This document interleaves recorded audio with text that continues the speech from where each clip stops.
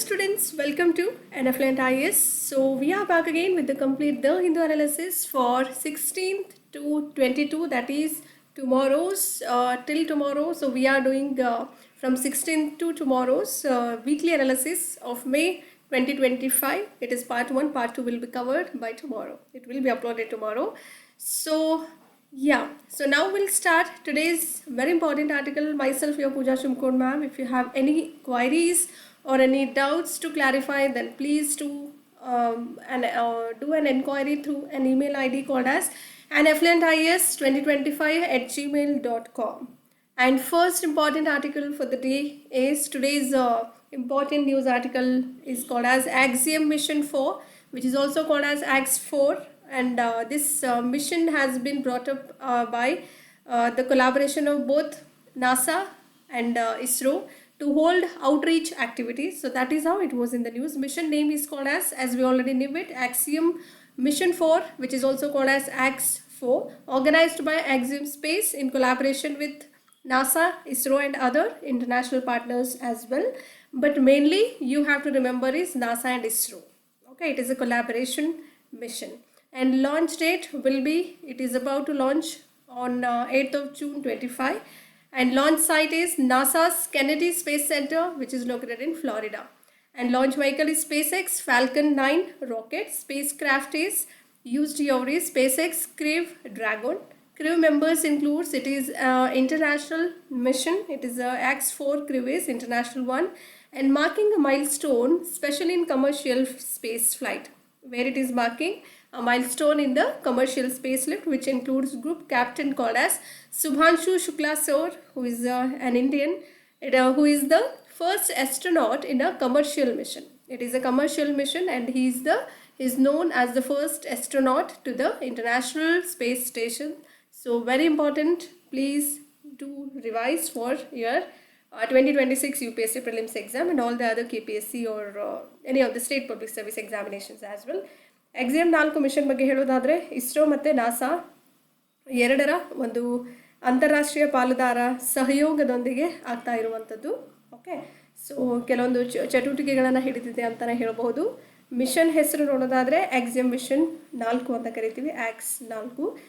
ಯಾರಿಂದ ಆಯೋಜಿಸಲಾಗಿದೆ ಅಂತ ನೋಡೋದಾದರೆ ಆಕ್ಸಿಯಮ್ ಸ್ಪೇಸು, ನಾಸಾ, ಇಸ್ರೋ ಮತ್ತು ಇತರೆ ಅಂತಾರಾಷ್ಟ್ರೀಯ ಪಾಲುದಾರರ ಸಹಯೋಗದೊಂದಿಗೆ ಇದನ್ನು ಆಯೋಜನೆ ಮಾಡಲಾಗಿದೆ.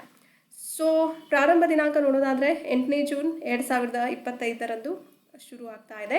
ಉಡಾವಣಾ ತಾಣ ಎಲ್ಲಿ ಫಿಕ್ಸ್ ಮಾಡಿದ್ದಾರೆ ಅಂದರೆ ನಾಸಾದ ಕೆನೆಡಿ ಬಾಹ್ಯಾಕಾಶ ಕೇಂದ್ರ ಫ್ಲೋರಿಡಾ. ಅಲ್ಲಿ ಉಡಾವಣಾ ವಾಹನ ಯಾವುದು? SpaceX Falcon 9 rocket. ಓಕೆ, ಬಾಹ್ಯಾಕಾಶ ನೌಕೆ SpaceX Crew Dragon ಅಂತ ಕರಿತೀವಿ, ನೆನಪಲ್ಲಿ ಇಟ್ಕೊಳ್ಬೇಕು. ಸಿಬ್ಬಂದಿ ಸದಸ್ಯರು ನೋಡೋದಾದರೆ AX4 ಸಿಬ್ಬಂದಿ ಅಂತಾರಾಷ್ಟ್ರೀಯವಾಗಿದ್ದು ವಾಣಿಜ್ಯ ಬಾಹ್ಯಾಕಾಶ ಯಾನದಲ್ಲಿ ಒಂದು ಮೈಲಿಗಲ್ಲನ್ನು ಗುರುತಿಸುತ್ತೆ. ಇದರಲ್ಲಿ ಗ್ರೂಪ್ ಕ್ಯಾಪ್ಟನ್ ಅವ್ರ ಹೆಸರು ಶುಭಾಂಶು ಶುಕ್ಲಾ, ಭಾರತವನ್ನು ಸೇರಿರುವಂಥವರು. ಸೊ ಅಂತಾರಾಷ್ಟ್ರೀಯ ಬಾಹ್ಯಾಕಾಶ ನಿಲ್ದಾಣಕ್ಕೆ ವಾಣಿಜ್ಯ ಕಾರ್ಯಾಚರಣೆಯಲ್ಲಿ ಮೊದಲ ಗಗನಯಾತ್ರಿ ಅಂತಲೇ ಇವರನ್ನು ಕರೆಯಲಾಗುತ್ತೆ. ಯಾರನ್ನ? ಶುಭಾಂಶು ಶುಕ್ಲಾ ಸರ್ನ. So try to remember, and this is a very, very, very remarkable judgment. Veeraswamy judgment must be revisited. Okay, so this judgment has 1991 Supreme Court judgment has to be revisited as said by our President Jagdeep Dhankar sir. Okay, and this is the right time to revisit the K.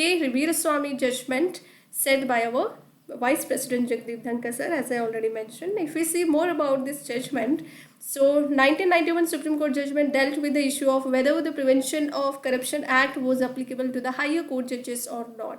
So this is the kind of question they are asking over here. So Prevention of Corruption Act was applicable to the higher court judges or not? That is what the debate is going on right now. So we have to must revisit the 1991's K. Veeraswamy judgment and terming it as a judicial legerdemain. And he even said that the genesis of the problem of corruption in the judiciary lay in the K. Veeraswamy judgment. The corruption problem is laid down in the judiciary, especially with regards to K. Veeraswamy judgment. So that is how this is the right time for us to now change the whole scenario by revisiting the K. Veeraswamy judgment. Try to remember. Veeraswamy ತೀರ್ಪನ್ನು ಮರುಪರಿಶೀಲಿಸಬೇಕು ಅನ್ನುವಂತಹ ಒಂದು ಹೇಳಿಕೆಯನ್ನು ನಮ್ಮ ಉಪಾಧ್ಯಕ್ಷರಾದಂಥ Jagdeep Dhankhar sir ಅವರು ಹೇಳಿದ್ದಾರೆ. ಅದೇ ಥರ 1991 ಸುಪ್ರೀಂ ಕೋರ್ಟ್ ತೀರ್ಪು ಭ್ರಷ್ಟಾಚಾರ ತಡೆ ಕಾಯ್ದೆಯು ಹೈಕೋರ್ಟ್ ನ್ಯಾಯಾಧೀಶರಿಗೆ ಅನ್ವಯಿಸುತ್ತದೆಯೇ ಅಥವಾ ಇಲ್ಲವೇ ಅನ್ನುವಂತಹ ವಿಷಯದ ಬಗ್ಗೆ ವ್ಯವಹರಿಸಿದೆ ಅಂತಲೇ ಹೇಳಲಾಗ್ತಾ ಇದೆ.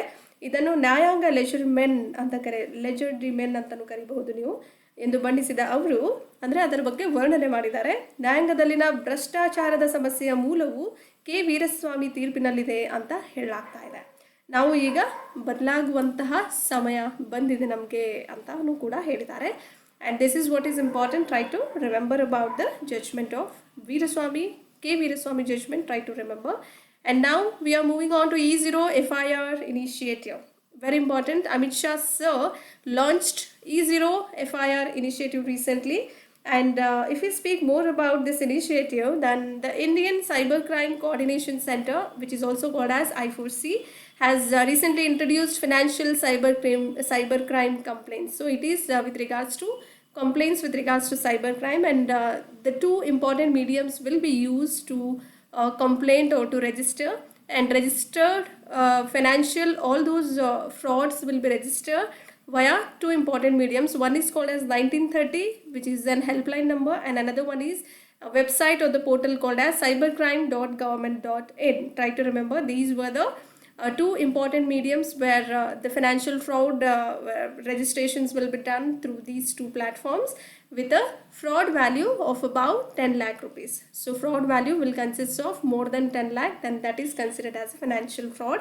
So try to remember. So E0 FIR initiative, try to be aware about the term.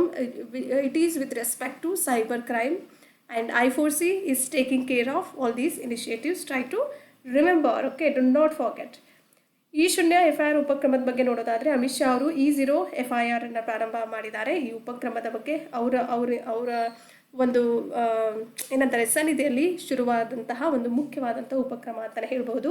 ಭಾರತೀಯ ಸೈಬರ್ ಕ್ರೈಮ್ ಕೋಆರ್ಡಿನೇಷನ್ ಸೆಂಟರ್ ಅಂತ ಕರಿತೀವಿ. ಹಣಕಾಸಿನ ಸೈಬರ್ ಅಪರಾಧ ದೂರುಗಳನ್ನು ಪರಿಚಯ ಮಾಡುತ್ತೆ.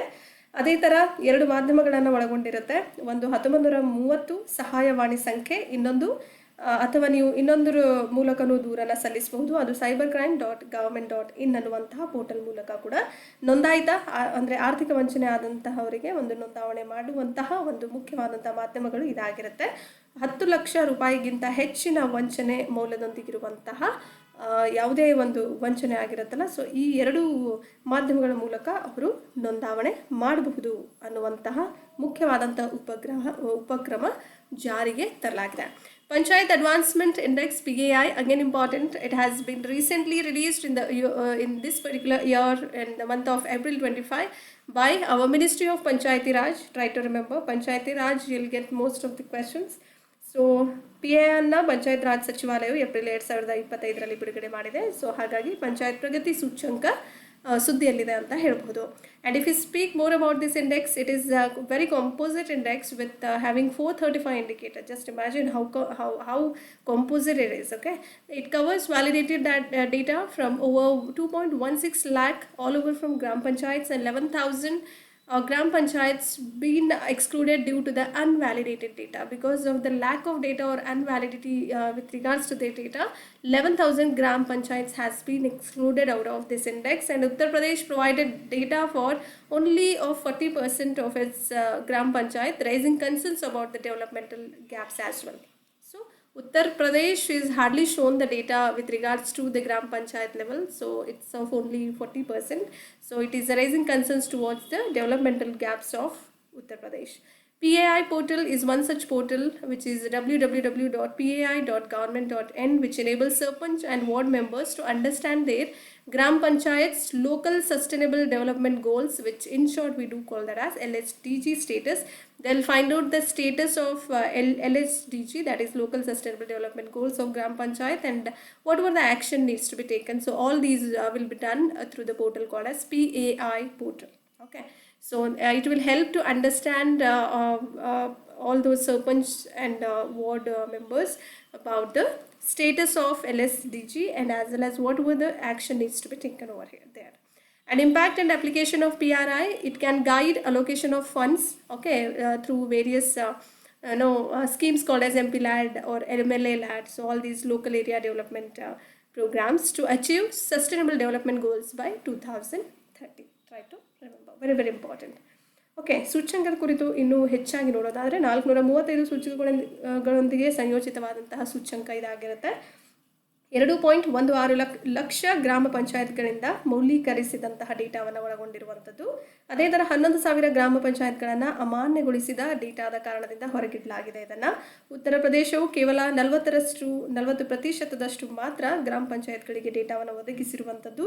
ಇದು ಅಭಿವೃದ್ಧಿಯ ಅಂತರಗಳ ಬಗ್ಗೆ ಕಳವಳವನ್ನು ಅಥವಾ ಕಾಳಜಿಯನ್ನು ಉಂಟು ಮಾಡ್ತಾ ಇದೆ ಅಥವಾ ವ್ಯಕ್ತಪಡಿಸ್ತಾ ಇದೆ ಅಂತ ಹೇಳ್ಬಹುದು.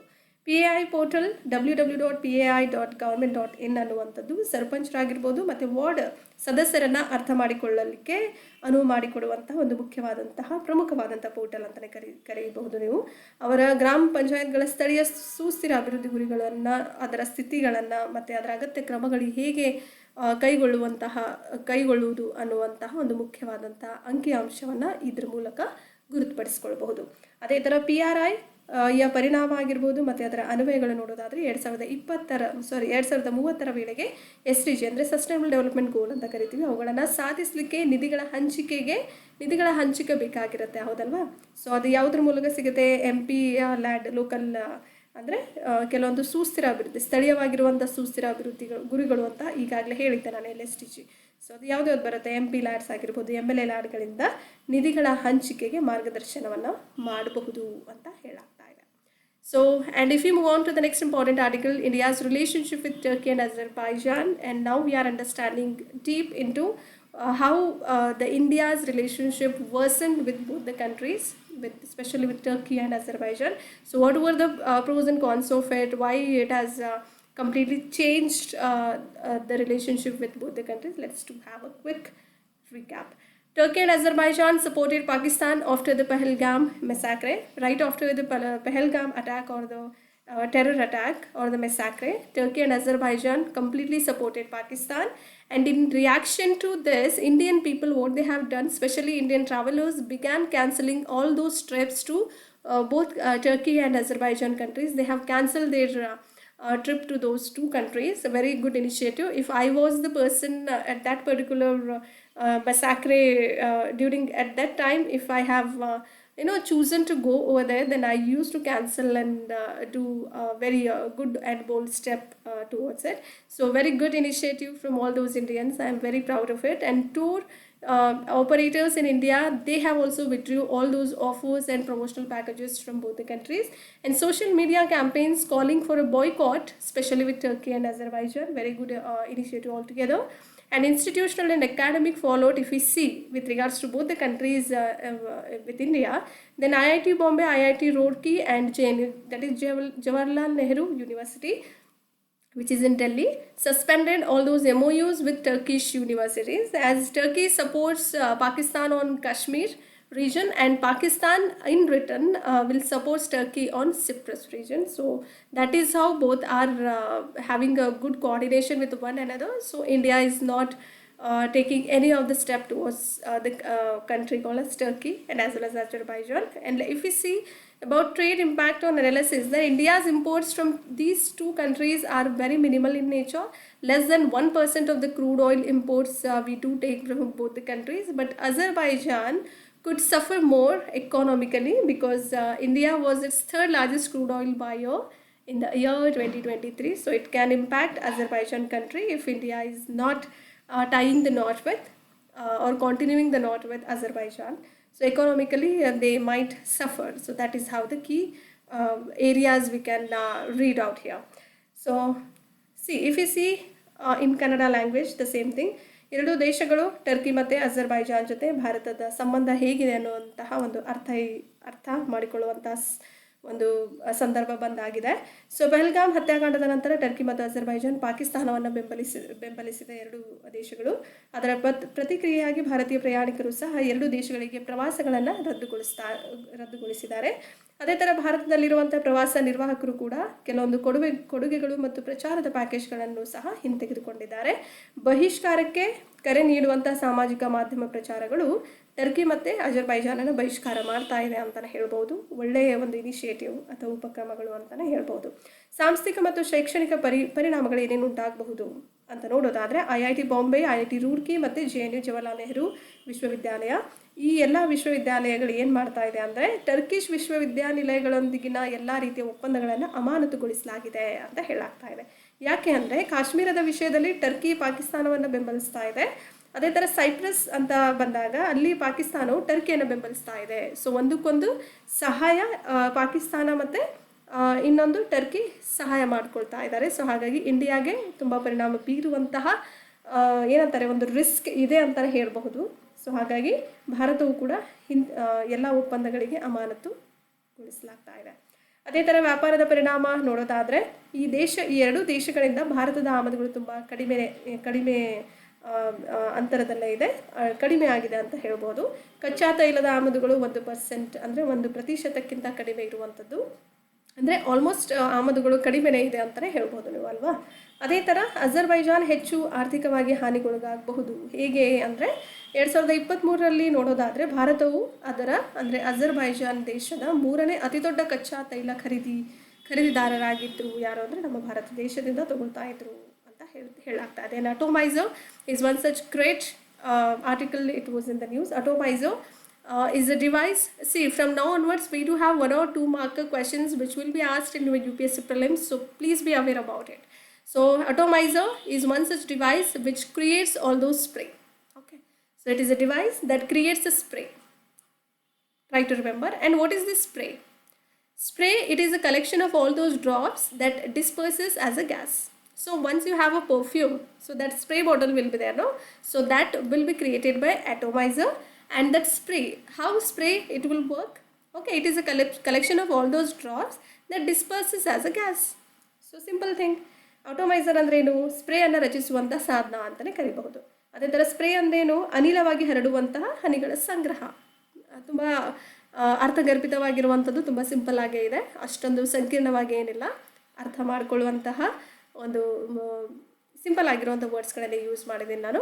China teapot refineries, China tea ಅಂತಲೂ ಕರಿಬೋದು, ಟೀಪಾಟ್ ಸಂಸ್ಕರಣಾಗಾರಗಳು ಅಂತ ಹೇಳ್ಬೋದು. And China's teapot refineries has been recently will be hit because if Iran sanctions go. So Iran ನಿರ್ಬಂಧಗಳು ಏನಾದರೂ ಹೋದರೆ ಚೀನಾದ ಟೀಪಾಟ್ ಸಂಸ್ಕರಣಾಗಾರಗಳು ಹಿಟ್ ಆಗುತ್ತವೆ ಅಂತ ಹೇಳಾಗ್ತಾ ಇದೆ. And if U see about the refineries, it refers to China teapot refineries. This whole term will refer to a small and independent oil refineries in China which operate outside the state-owned oil industry's direct control. So it is not under the control of any state. So it operates outside of the state-owned oil industries with a direct control. So that is how it is an independent oil refineries in China. Try to remember, this is the keyword here.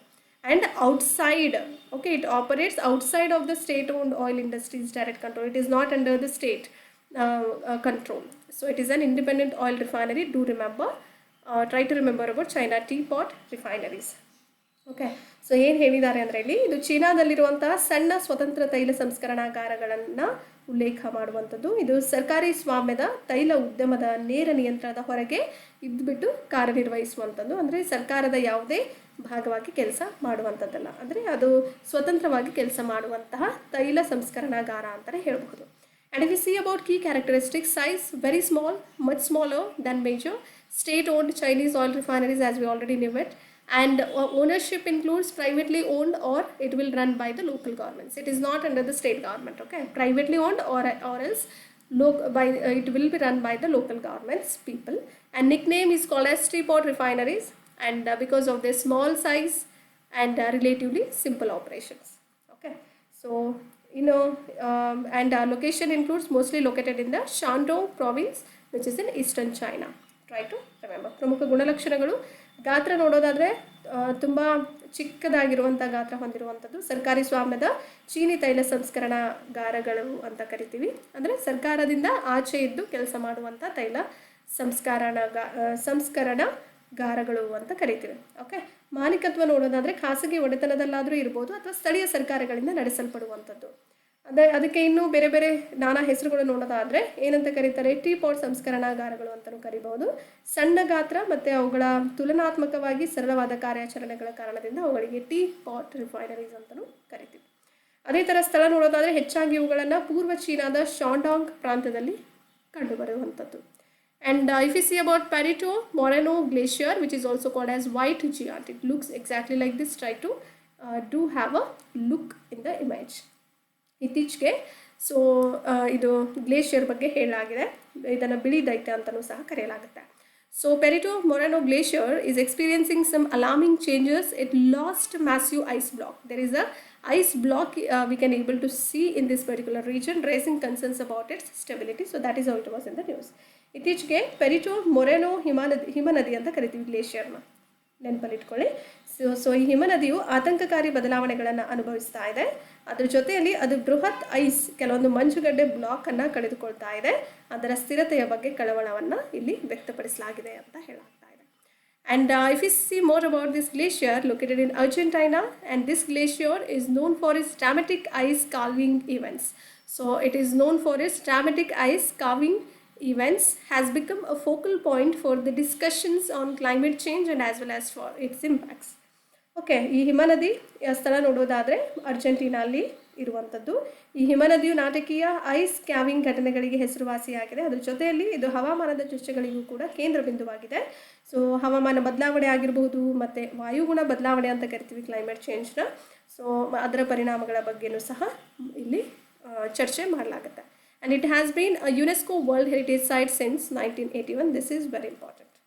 Okay, 1981ರಿಂದ UNESCO ವಿಶ್ವ ಪರಂಪರೆಯ ತಾಣವಾಗಿದೆ ಅಂತ ಹೇಳಲಾಗ್ತಾ ಇದೆ. And if you see about Operation Gideon's Chariots, okay, so Israel has recently initiated a military offensive which is called as Operation Gideon's Chariots. ಇತ್ತೀಚೆಗಷ್ಟೇ Israel operation Gideon chariots ಎಂಬ military ದಾಳಿಯನ್ನು ಆರಂಭ ಮಾಡಿದೆ. So if you speak about this, it has got a beautiful aim to pressuring Hamas for the release of Israeli hostages. That is what they have a main objective behind doing all these operations. Israeli ಒತ್ತೆಯಾಳುಗಳ ಬಿಡುಗಡೆಗಾಗಿ Hamas ಮೇಲೆ ಒತ್ತಡವನ್ನು ಹೇರುವಂತಹ ಕೆಲಸ ಅಥವಾ ಗುರಿಯನ್ನು ಹೊಂದಿದೆ. ಯಾವುದು? Operation Gideon's chariots. Try to remember. And Shri Lily Festival, which is will be done in Ukrul in Manipur. So if we speak about this festival, most celebrated festival in Manipur, especially in Ukrul, is set to take place from May 20, 2025, from yesterday onwards. Okay.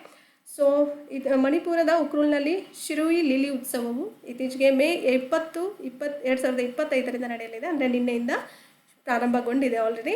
Aim is to boost tourism and the local economy. Okay, so ಪ್ರವಾಸೋದ್ಯಮ ಮತ್ತು ಸ್ಥಳೀಯ ಆರ್ಥಿಕತೆಯನ್ನು ಹೆಚ್ಚಿಸುವಂತಹ ಗುರಿಯನ್ನು ಹೊಂದಿದೆ. And this year's festival marks the first since the ethnic conflict erupted in the May 2023. May 2023ರಲ್ಲಿ ಜನಾಂಗೀಯ ಸಂಘರ್ಷ ಸ್ಫೋಟಗೊಂಡ ನಂತರ ಈ ವರ್ಷದ ಉತ್ಸವವು ಮೊದಲನೆಯದನ್ನು ಸೂಚನೆ ಮಾಡುವಂಥದ್ದು ಅಂತ ಹೇಳಲಾಗ್ತಾ ಇದೆ. And NASA's GRAIL mission altogether very important. And the findings from NASA's GRAIL gravity recovery and interior laboratory. So GRAIL stands for gravity recovery and interior laboratory mission, which has revealed the differences between the moon's two hemispheres. So it will show or reveal differences between two hemispheres of the moons. So that is how you have to remember. GRAIL mission is comes under NASA's mission. Try to do remember. And if we speak more about GRAIL mission, launched in the year 2011, aim is to map the moon's gravitational field, and it has got two important twin spacecraft. One is called as Ebb and another one is called as Flow. Ebb and Flow. And this year's festival marks the first since the ethnic conflict erupted in the May 20. No, this is you can skip it. It is a repetitive version, not here. Okay. So try to remember here. So this you can remove. This particular statement is not with regards to NASA's GRAIL mission. You can skip it. Okay, 2011ರಲ್ಲಿ ಇದನ್ನು ಪ್ರಾರಂಭ ಮಾಡಲಾಗಿದೆ. ಇದರ ಗುರಿ ನೋಡೋದಾದರೆ ಈ ಗುರುತ್ವಾಕರ್ಷಣ ಕ್ಷೇತ್ರವನ್ನು ಚಂದ್ರನ ನಕ್ಷೆಯಲ್ಲಿ ಗುರುತ್ವಾಕರ್ಷಣೆ ಶಕ್ತಿ ಅಥವಾ ನಕ್ಷೆಯನ್ನು ಒಂದು ಫಿಕ್ಸ್ ಮಾಡಲಿಕ್ಕೆ ಮಾಡುವಂಥ ಗುರಿಯನ್ನು ಹೊಂದಿರುವಂಥದ್ದು. 2 ಅವಳಿ ಬಾಹ್ಯಾಕಾಶ ನೌಕೆಗಳನ್ನು ಒಳಗೊಂಡಿರುವಂಥದ್ದು. ಒಂದು ಎಬ್ ಅಂತ ಕರೀತಾರೆ, ಇನ್ನೊಂದು ಫ್ಲೋ ಅಂತಲೇ ಕರಿತೀವಿ. ಸುದ್ದಿಯಲ್ಲಿ ಏಕೆ ಇತ್ತು ಅಂದರೆ ನಾಸಾದ ಗ್ರೇಲ್ ಮಿಷನ್ ಬಗ್ಗೆ ಹೇಳೋದಾದರೆ ಇದನ್ನು gravity recovery and interior laboratory ಅಂದರೆ ಮಿಷನ್ನ ಕೆಲವೊಂದು ಸಂಶೋಧನೆಗಳು ಚಂದ್ರನ 2 ಅರ್ಧಗೋಳಗಳ ನಡುವಿನ ವ್ಯತ್ಯಾಸಗಳನ್ನು ಬಹಿರಂಗಪಡಿಸಿವೆ ಅಂತಲೇ ಹೇಳಲಾಗ್ತಾ ಇದೆ. And we speak about Teesta Prahar exercise Teesta Prahar ವ್ಯಾಯಾಮ ಬಗ್ಗೆ ನೋಡೋದಾದರೆ the exercise Teesta Prahar was military field exercise. This is with regards to military field conducted by the Indian Army. Indian Army has conducted this exercise in the month of May 2025 this year. Okay, do remember. Teesta ಪ್ರಹಾರ ಬಗ್ಗೆ ಹೇಳೋದಾದರೆ ಇದನ್ನು ಮೇ 2025ರಲ್ಲಿ ಭಾರತೀಯ ಸೇನೆಯು ನಡೆಸಿದ military ಕ್ಷೇತ್ರದ ಒಂದು ಮುಖ್ಯವಾದಂತಹ ವ್ಯಾಯಾಮ ಅಂತಲೇ ಹೇಳ್ಬೋದು. So exercise Teesta Prahar took place at the Teesta field firing range in West Bengal. It is India's exercise, try to remember. Okay, ಪಶ್ಚಿಮ ಬಂಗಾಳದ ತೀಸ್ತಾ ಫೀಲ್ಡ್ ಫೈರಿಂಗ್ ರೇಂಜ್ನಲ್ಲಿ ತೀಸ್ತಾ ಪ್ರಹಾರ್ ವ್ಯಾಯಾಮ ನಡೆಯಿತು ಅಂತಲೇ ಹೇಳ್ಬೋದು. Aim is to validate the operational readiness of various combat and support elements in challenging riverine terrain. So ಗುರಿ ನೋಡೋದಾದರೆ ಸವಾಲಿನ ಕೆಲವೊಂದು ನದಿಯ ಭೂಪ್ರದೇಶದಲ್ಲಾಗಿರ್ಬೋದು ವಿವಿಧ ಯುದ್ಧ ಮತ್ತು ಬೆಂಬಲ ಅಂಶಗಳ ಕಾರ್ಯಾಚರಣೆಯ ಸಿದ್ಧತೆಯನ್ನು ಮೌಲ್ಯೀಕರಿಸುವಂತಹ ಗುರಿಯನ್ನು ಹೊಂದಿರುವಂಥದ್ದು. And if we speak about Teesta Prahar, involved in multiple branches of in the Indian Army. It involves multiple branches of our Indian Army, which especially includes infantry, artillery, armored corps, okay, mechanized infantry, para-special forces, army aviation engineers and signals. Try to remember.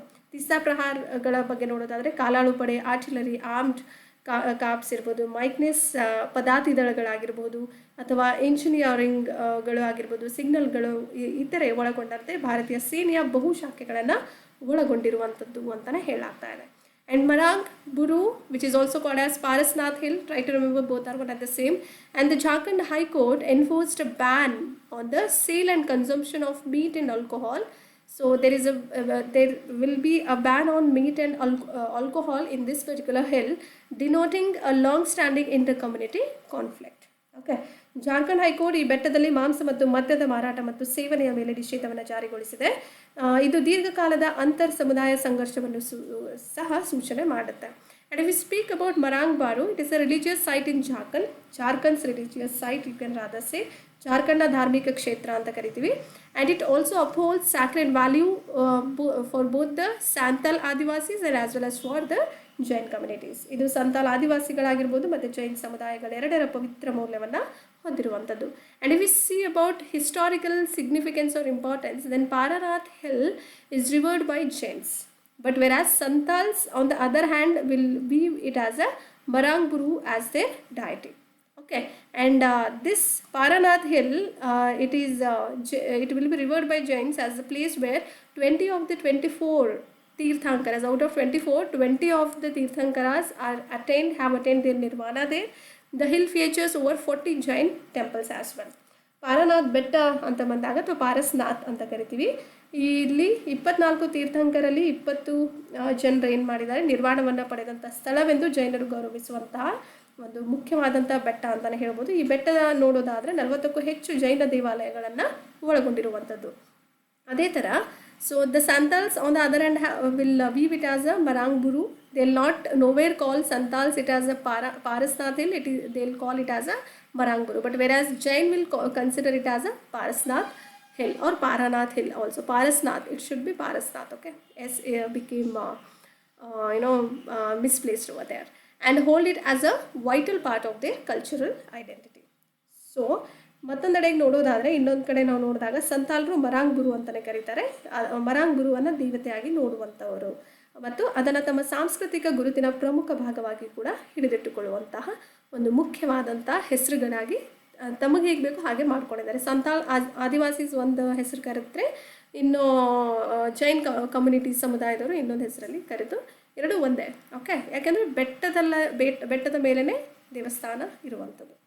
Okay, so try to remember. Bhargavastra, again very important. You can expect a question on this particular article. Not this year, next year.